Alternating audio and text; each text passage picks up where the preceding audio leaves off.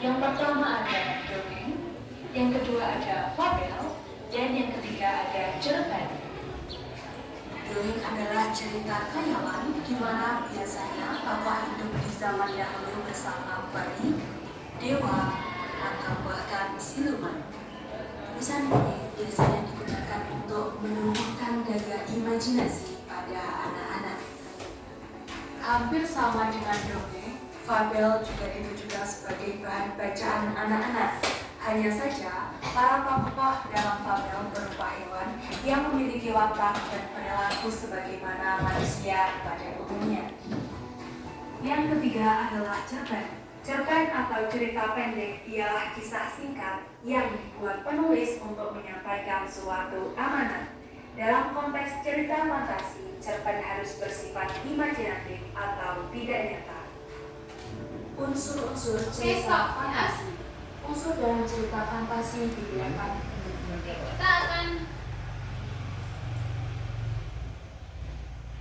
dari video yang kalian simak tadi, apa itu cerita fantasi? Cerita yang bersifat imajinatif, khayalan atau tidak nyata. Biasanya nih di dalam cerita fantasi,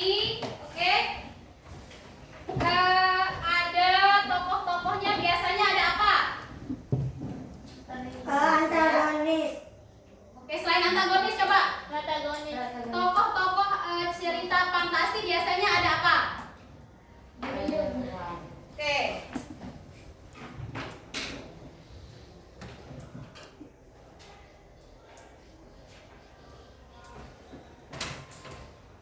Satu.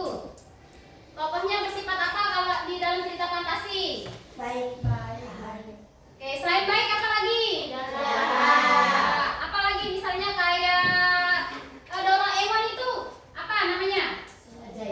Ya, punya keajaiban. Aneh. Ya. Aneh ya. Kemudian apa lagi tadi ciri-cirinya yang selanjutnya? Apa lagi yang ada dalam cerita fantasi? Magis. Apa nama artinya magis? Apa artinya magis? Ayo. Ada yang pernah nonton Harry Potter?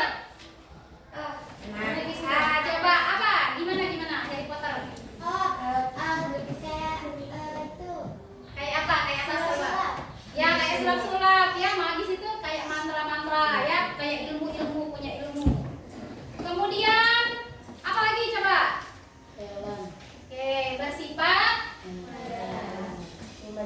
imajinatif atau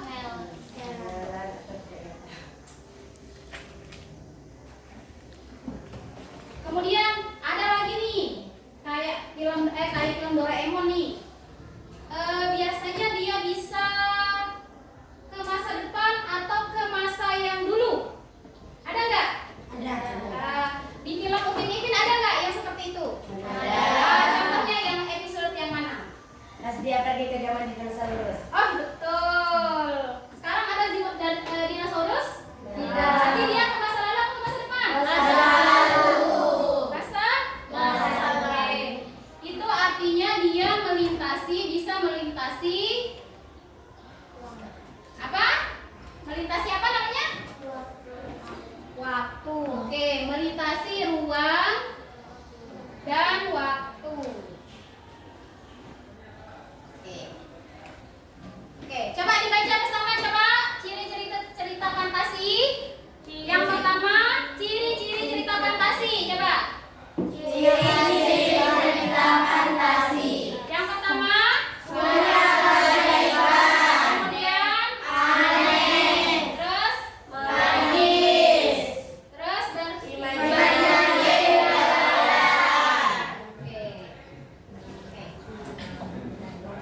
Supaya kita lebih paham, coba kita kita simak video Zaman dahulu bersama bayi, dewa, dongeng yang berjudul Putri Mawar dan Burung Emas.